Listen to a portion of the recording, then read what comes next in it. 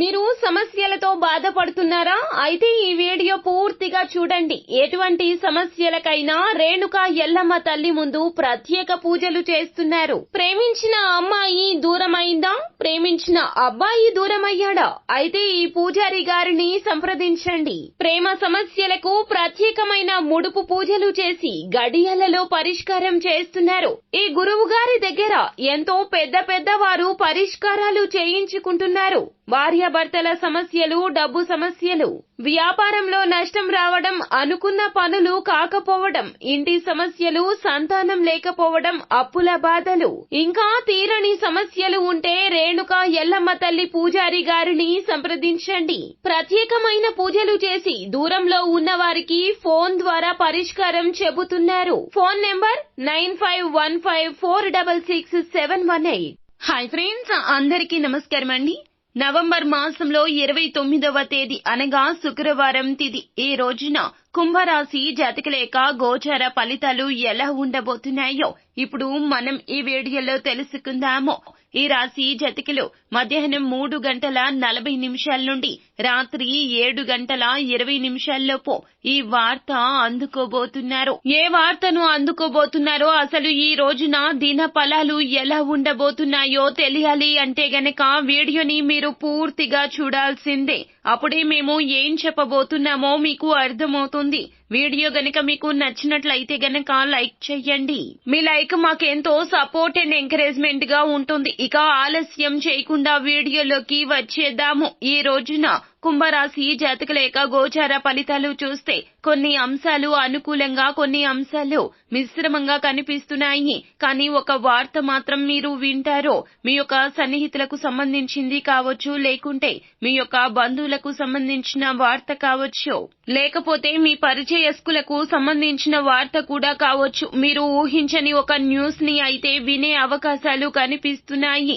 అంటే ఎక్స్పెక్ట్ చేయని ఒక న్యూస్ ని అయితే ఈ రోజున మధ్యాహ్నం 3:40 నుండి 7:20 వరకు మీరు ఈ విధంగా వినే అవకాశాలు అయితే మీకు కానవస్తున్నాయి. అంటే కొంత మీకు ఆందోళన కలిగించే అంశమనే చెప్పుకోవాలి. కానీ మీ జీవితానికి సంబంధించింది కాదండి. మీకు పరిచయస్తులు కానీ, సన్నిహితులు కానీ, బంధువులు కానీ ఉంటే వారికి సంబంధించిన ఒక ఊహించని న్యూస్ ని అయితే వినే అవకాశాలున్నాయి.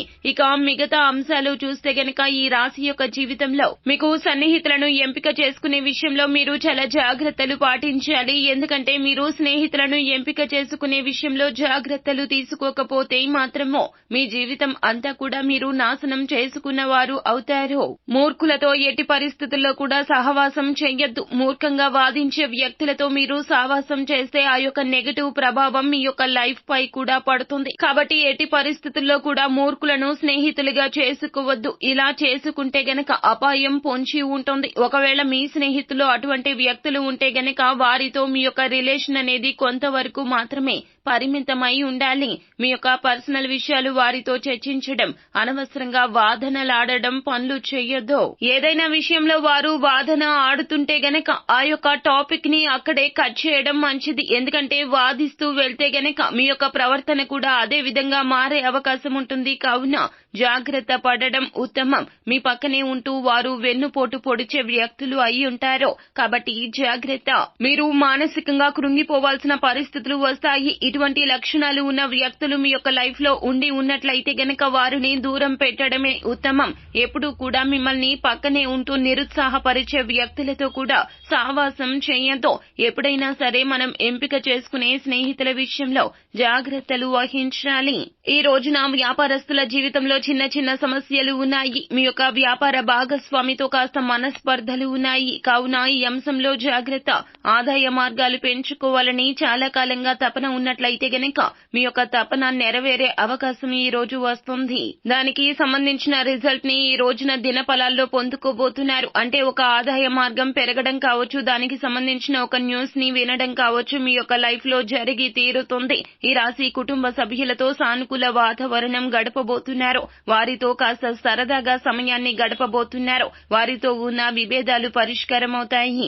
ఏదైనా అనారోగ్య సమస్యతో బాధపడుతుంటే గనక కాస్త ఉపశమనాన్ని పొందుకో అందుకోబోతున్నారు. ఈ విధంగా ఈ రోజున మీకు దిన ఫలాల ప్రకారం కొన్ని అనుకూల కొన్ని ప్రతికూల ఫలితాలు ఉన్నాయి. ఏది ఏమైనప్పటికీ కూడా మధ్యాహ్నం 3:40 నుండి 7:20 లోపు అయితే మీరు ఒక వార్త వినే అవకాశం కనిపిస్తుంది.